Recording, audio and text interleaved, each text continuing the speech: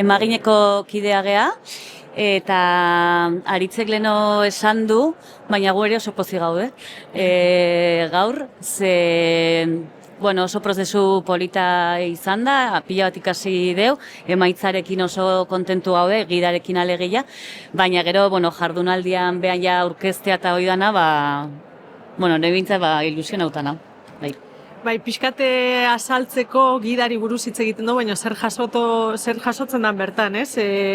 Gida hau azkenean da prozesu baten emaitza, eta prozesu horrek helburu eduki dago apur bat herrizaintzaileen eraldaketa sustatzeko, prozesuak tokian toki bultzatzeko lantresna bat sortzea, eta zer jasotzen da bertan, pixkate jakiteko, ez da?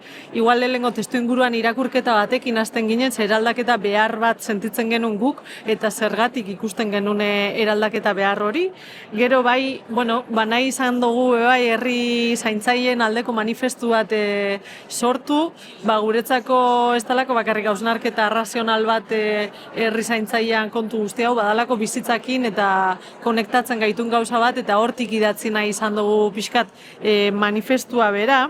Eta gero hasten garena da, gure begirada eraldatzaileak zein izan behar daben, herri zaintzaileak ze begirada eraldatzaile barne bildu behar daben hausnartzen. Eta hor begirada antiarrazista, adinkeriaren kontrakoa, euskalduna, ekofeminista eta zein asteate? Euskalduna.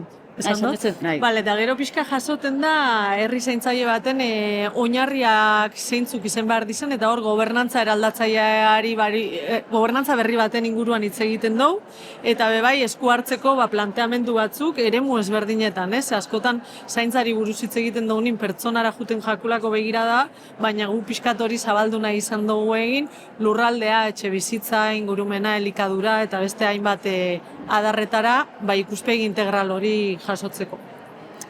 Eta norentzat da gida, herri zaintzaile bat eraiki nahi duen ororentzat, egia da, udalbiltzak dakan funtzio hortatik udalerrietan kargu politiko eta teknikoetan dauden horien gana iritsiko dala, baina gure helburua bada, herrigintzan dauden eragile soziokomunitario horietan nahi ere hau helaraztea eta hau tresna bat izan dadin eraldaketarako.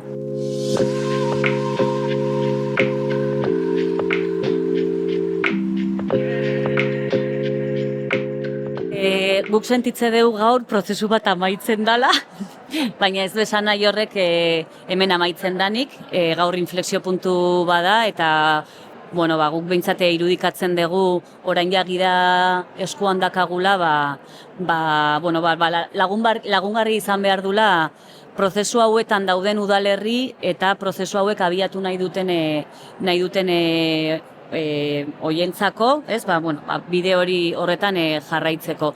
Hau azkenean gidaliburu bat da, hemen jaso ditugu gauza batzuk, baina orain behar dana da implementau, probatu, erratu, aurrera egin, atzea, hori dana, baina nahiko genuke ez dadin izan kajoian gelditzen den zerbait, baizik eta praktikan jartzen deguna eta osatzen jarraitzen deguna.